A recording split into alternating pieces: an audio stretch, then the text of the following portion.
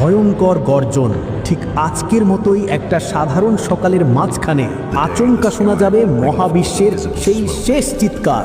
এটা হবে হযরত ইসরাফিলের সিংহার সেই প্রথম ফুৎকার। সেই এক শব্দেই এই দুনিয়ার সব নিয়ম কানুন ভেঙে চুরমার হয়ে যাবে। আকাশটা কাঁচের মতো কাঁপতে শুরু করবে, পাহাড়গুলো ধুলোর মতো উঠতে থাকবে, আর সাগরের পানিতে আগুন ধরে যাবে। মানুষের সব রক্তের সম্পর্ক এক মুহূর্তে ছেড়ে যাবে। মা তার কোলের বাচ্চাকে ছুঁড়ে ফেলে দিয়ে দৌড়াবে, স্বামী তার স্ত্রীকে চিনবে না। এটা কোনো দুঃস্বপ্ন নয়, এটাই সেই কঠিন সত্যি যার ওয়াদা স্বয়ং আল্লাহ করেছেন। এটাই হলো এই গোটা দুনিয়ার শেষ পরিণতি। এটাই সেই মহাপ্রলয়, সেই চূড়ান্ত ধ্বংসের দিন যাকে আমরা বলি কিয়ামত। আজকের এই আলোচনায় আমরা সেই ভয়ঙ্কর দিনের প্রতিটি মুহূর্তের ভেতর দিয়ে যাত্রা করব। এর প্রথম আতঙ্কের চিৎকার থেকে শুরু করে এই দুনিয়ার ধ্বংস এবং শেষে প্রতিটি আত্মার আবার জেগে ওঠা পর্যন্ত। তাই আসুন আমরা আমাদের মনকে সেই শেষ দিনের জন্য তৈরি করি। একবার ভেবে দেখুন, সেই সকালটা হয়তো অন্য 10টা সকালের মতোই খুব সাধারণভাবেই শুরু হবে। মানুষজন তাদের প্রতিদিনের কাজে ব্যস্ত থাকবে। কেউ হয়তো বাজারে জিনিসপত্র কেনাবেচা করছে, কেউ মাঠে ফসল বুনছে, কেউ হয়তো নিজের সন্তানের সাথে খেলা করছে, আবার কেউ বড় বড় অট্টালিকা তৈরির পরিকল্পনা করছে। কেউই জানতে পারবে না যে এটাই তাদের জীবনের শেষ সকাল। তাদের হাতে আর কোনো সময় বাকি নেই। ঠিক সেই মুহূর্তে কোনো রকম পূর্ব ঘোষণা ছাড়াই আল্লাহর হুকুমে হযরত ইসরাফিল তার সিংহায় ফুৎকার দেবেন। এটি হবে প্রথম ফুৎকার, আতঙ্কের ফুৎকার। এর শব্দ এতটাই তীব্র, ভয়ঙ্কর হবে যে তা শোনার সাথে সাথে গোটা সৃষ্টি জগতের স্বাভাবিক নিয়ম ভেঙে পড়বে। এটা কোনো সাধারণ শব্দ নয়, এটি হলো মহাবিশ্বের অন্তিম চিৎকার যা মানুষের মস্তিষ্ক এবং অন্তরকে ছিন্ন ভিন্ন করে দেবে। সেই শব্দের প্রথম ধাক্কাতেই শুরু হবে এক চরম বিশৃঙ্খলা। এখানে স্থির হওয়ার বা চিন্তা করার কোনো সুযোগই থাকবে না। যে মা তার সন্তানকে পরম আদরে কোলে নিয়ে বসেছিল, সেই ভয়ঙ্কর শব্দে তার হাত থেকে অবুঝ শিশু ছিটকে মাটিতে পড়ে যাবে। মা সেদিকে ফিরেও তাকাবে না। যে গর্ভবতী নারী তার অনাগত সন্তানের স্বপ্ন দেখছিল, সেই শব্দের প্রচণ্ডতায় ভয়ে তার গর্ভপাত হয়ে যাবে। যারা বাজারে কেনা বেচা করছিল তারা সব কিছু ফেলে দিয়ে পাগলের মতো ছুটতে শুরু করবে। যে ব্যক্তি খাওয়ার জন্য মুখে খাবার তুলেছিল, সেই খাবার মুখ পর্যন্ত পৌঁছানোর আগেই সে ভয়ে চিৎকার করে উঠবে। মানুষ দিক বিদিক জ্ঞান শূন্য হয়ে দৌড়াতে থাকবে। তারা বুঝতে পারবে না কি হচ্ছে, কেন হচ্ছে, বা কোথায় গেলে বাঁচা যাবে। তাদের অন্তর এক অজানা ভয়ে শুকিয়ে কাঠ হয়ে যাবে। বনের হিংস্র পশু পাখিরা লোকালয়ের দিকে ছুটে আসবে, কিন্তু সেদিন মানুষ আর পশুতে কোনো ভেদাভেদ থাকবে না। বাঘ আর হরিণ একসাথে দৌড়াতে থাকবে, কিন্তু কেউ কাউকে আক্রমণ করবে না। কারণ সবার মনে থাকবে শুধু একটাই ভয়, সেই মহাপ্রলয়ের ভয়। তারা আকাশের দিকে তাকাবে, দেখবে বিশাল আকাশটা কাঁচের মতো কাঁপছে, এর রং বদলে যাচ্ছে, এবং মনে হবে যেন আকাশটা যে কোনো মুহূর্তে তাদের মাথার উপর ভেঙে পড়বে। তারা পাহাড়ের দিকে তাকাবে, দেখবে দৈত্যাকার পাহাড়গুলো নিজের জায়গা থেকে সরে গিয়ে একে অপরের সাথে বাড়ি খাচ্ছে, একদম গুঁড়ো গুঁড়ো হয়ে যাবে, ঠিক যেন ধুলোর মেঘ। পৃথিবীর বুকে আর কোনো পাহাড়ের অস্তিত্ব থাকবে না। সমুদ্রের পানিগুলো সব উত্তাল হয়ে উঠবে, সব বাধা ছাপিয়ে যাবে, এবং সেই পানির মধ্যেই আগুন ধরে যাবে। একবার ভেবে দেখুন তো, পানি আর আগুন একসাথে মিশে কি ভয়ঙ্কর এক দৃশ্য তৈরি হবে। পৃথিবীর সব সাগর মহাসাগর যেন এক জ্বলন্ত অগ্নিশিখায় পরিণত হবে। যখন মানুষ ভয়ে আর আতঙ্কে প্রায় মৃতপ্রায়, ঠিক তখনই দেওয়া হবে দ্বিতীয় ফুৎকার, মৃত্যুর ফুৎকার। এই ফুৎকারের শব্দ প্রথমটির চেয়েও অনেক অনেক অনেক বেশি শক্তিশালী এবং চূড়ান্ত হবে। এটি কোনো আতঙ্কের শব্দ নয়, এটি হলো মৃত্যুর গর্জন।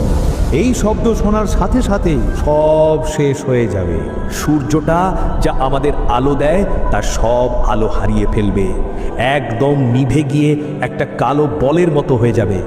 চাঁদটা 2 টুকরো হয়ে যাবে, এবং রাতের আকাশের কোটি কোটি তারা এমনভাবে ঝরে পড়তে থাকবে যেন একটা মালার সুতো ছেড়ে গেলে পুঁতিগুলো যেভাবে টুপটাপ করে ঝরে পড়ে। পুরো পৃথিবীটা একটা প্রচণ্ড ঝাঁকুনিতে এমনভাবে কাঁপতে থাকবে যেমনটা আগে কখনো কাঁপেনি। এই মহাভূমিকম্পের ফলে পৃথিবীর উপরের সব কিছু নিচে, আর নিচের সব কিছু উপরে চলে আসবে। মাটি তার পেটের ভেতরে থাকা সব খনিজ সম্পদ আর কোটি কোটি বছরের পুরনো লাশ বাইরে বের করে দেবে। ধীরে ধীরে সব কিছু একদম শান্ত আর নীরব হয়ে যাবে। আকাশ, জমিন, পাহাড়, সাগর, মানুষ, জিন, ফেরেশতা, কোনো কিছুরই আর অস্তিত্ব থাকবে না। সব দিকে শুধু এক মহাশূন্যতা আর কবরের মতো নিস্তব্ধতা। সেই মহাশূন্যতার মধ্যে একমাত্র আল্লাহই থাকবেন। তিনিই সেদিন ঘোষণা করবেন, আজ রাজত্বকার, কে আছো আমার সাথে মোকাবিলা করার জন্য? যদি আমার সাথে মোকাবিলা করতে চাও আসো, কিন্তু কেউ সাড়া দেবে না। সেদিন উত্তর দেওয়ার মতো আর কেউই থাকবে না। তিনি আবার উত্তর দেবেন, একমাত্র শক্তিধর শুধু আমি, সর্বশক্তিমান এক আল্লাহ। এইভাবে 40 বছর কেটে যাবে। 40 বছর এই মহাশূন্যতা এবং কবরের মতো নিস্তব্ধতায় কেটে যাওয়ার পর আল্লাহ আসমান থেকে এক বিশেষ ধরনের বৃষ্টি পাঠাবেন। এটা কোনো সাধারণ বৃষ্টি নয়, এটাকে বলা হয় জীবনের পানি। সেই রহমতের বৃষ্টির পানি যখন পৃথিবীর ধ্বংসস্তূপের উপর পড়বে, তখন এক আশ্চর্য ঘটনা ঘটবে।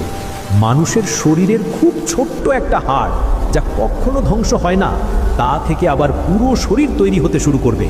ঠিক যেমন বৃষ্টির পর শুকনো মাটি ফুঁড়ে সবুজ চারাগাছ গজিয়ে ওঠে, সেইভাবেই পৃথিবীর প্রথম থেকে শেষ পর্যন্ত আসা সকল মানুষ আবার নতুন করে জীবন ফিরে পাবে।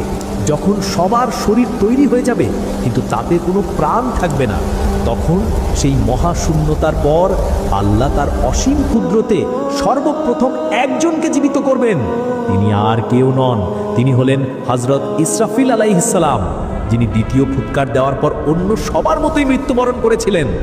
আল্লাহ তার রূহকে ফিরিয়ে দেবেন এবং তার হাতে তুলে দেবেন সেই সিংহা লাস্ট বারের মতো ফুৎকার দেওয়ার জন্য। এরপর আল্লাহর হুকুমে হযরত ইসরাফিল আলাইহিস সালাম তার সিংহায় তৃতীয় এবং শেষ ফুৎকার দেবেন। এটি হলো পুনরুত্থানের ফুৎকার। এই ফুৎকারের শব্দ মৃত্যুর মতো ভয়ঙ্কর হবে না, বরং এটি হবে এক আহ্বানের শব্দ, এক জাগরণের শব্দ। এই ফুৎকার দেওয়ার সাথে সাথে পৃথিবীর প্রথম মানুষ আদম আলাইহিস সালাম থেকে শুরু করে শেষ মানুষটি পর্যন্ত সবার দেহে তাদের আত্মা ফিরে আসবে। কোটি কোটি বছর ধরে কবরে বা যেখানেই তারা ঘুমিয়েছিল, সেখান থেকে এক বিকট শব্দে তাদের ঘুম ভেঙে যাবে এবং তারা নিজ নিজ স্থান থেকে জীবিত হয়ে উঠে দাঁড়াবে। তারা উঠবে খালি পায়ে, খালি গায়ে, খুব অসহায় আর অবাক হয়ে। ঘুম থেকে উঠে তাদের প্রথম কথাই হবে, হায়, কে আমাদের এই ঘুমের জায়গা থেকে উঠালো? তখন ফেরেশতারা উত্তর দেবেন, এটাই তো সেই দিন যার ওয়াদা পরম করুণাময় আল্লাহ করেছিলেন, আর নবী রাজা বলেছিলেন তার সবই সত্য ছিল। কবর থেকে উঠেই মানুষ দেখবে এক অচেনা ভিন্ন এক পৃথিবী। কোনো পাহাড় নেই, কোনো সাগর নেই, কোনো গাছপালা নেই। যতদূর চোখ যায় শুধু একটা ধবধবে সাদা আর সমান মাঠ। তারা হতবম্ব হয়ে এদিক ওদিক তাকাতে থাকবে। এরপর সব মানুষ এক অজানা লক্ষ্যের দিকে দৌড়ে যেতে থাকবে। কেউ তাদের ডাকবে না, কিন্তু এক অদৃশ্য শক্তি তাদের সবাইকে একদিকে টেনে নিয়ে যাবে। ধনী গরিব, রাজা প্রজা, দুর্বল শক্তিশালী, সবাই সেদিন একই দিকে দৌড়াতে থাকবে। সেই বিশাল মাঠের নাম হাসরের ময়দান। কোটি কোটি মানুষ সেদিন সেখানে এসে জমা হবে। সবাই দাঁড়াবে একই কাতারে, একই রকম অসহায় অবস্থায়। সেদিন সূর্যটা মাথার মাত্র 1 বিঘত উপরে নেমে আসবে। সূর্যের প্রচণ্ড তাপে মানুষের মাথার মগজ টকবক করে ফুটতে থাকবে, যেমনভাবে চুলার উপরের পাত্রে পানি ফোটে। সূর্যের গরমে শরীর থেকে ঘাম ঝরতে থাকবে। কেউ তার নিজের ঘামে গোড়ালি পর্যন্ত, কেউ হাঁটু পর্যন্ত, কেউ কোমর পর্যন্ত, আর কোনো কোনো পাপী তো তার মুখ পর্যন্ত ডুবে হাবুডুবু খেতে থাকবে। তারা যেন নিজের ঘামের সমুদ্রে সাঁতার কেটে থাকবে। সেদিন পালানোর কোনো জায়গা থাকবে না, কোনো ছায়া থাকবে না, শুধু আল্লাহর অরসের ছায়া ছাড়া। সেই কঠিন দিনে কিছু ভাগ্যবান মানুষ আল্লাহর অরসের নিচে ছায়া পাবে, যেমন ন্যায়পরায়ণ শাসক এবং সেই যুবক যে তার যৌবনের পুরোটা সময় আল্লাহর ইবাদত করে কাটিয়েছে। লক্ষ লক্ষ বছর ধরে মানুষ সেই হাসরের ময়দানে অসহায়ের মতো দাঁড়িয়ে থাকবে, তাদের চূড়ান্ত হিসাবের অপেক্ষায়। ক্ষুধা, তৃষ্ণা আর আতঙ্কে তাদের প্রাণ প্রায় যায় যায় অবস্থা হবে। সেদিন মানুষ এতটাই স্বার্থপর হয়ে যাবে যে তারা একে অপরের শত্রু হয়ে যাবে। বাবা তার সন্তানকে দেখে পালিয়ে যাবে, সন্তান তার মাকে দেখে পালিয়ে যাবে, ভাই তার ভাইকে চিনবে না। প্রত্যেকে শুধু আমার কি হবে, আমার কি হবে বলে চিৎকার করতে থাকবে। এই দীর্ঘ আর অসহ্য অপেক্ষার পর মানুষ আর সহ্য না করে সুপারিশের জন্য নবীদের কাছে দৌড়ে যাবে, যেন আল্লাহ তাদের এই কষ্টকর অপেক্ষা থেকে মুক্তি দিয়ে বিচার কাজ শুরু করেন। আর এভাবেই শুরু হবে কিয়ামতের পরের অধ্যায়, চূড়ান্ত হিসাব এবং অনন্ত জীবনের ফয়সালা। এই ভিডিওটা যদি ভালো লেগে থাকে তাহলে লাইক, কমেন্ট আর হেল্প করতে ভুলবেন না।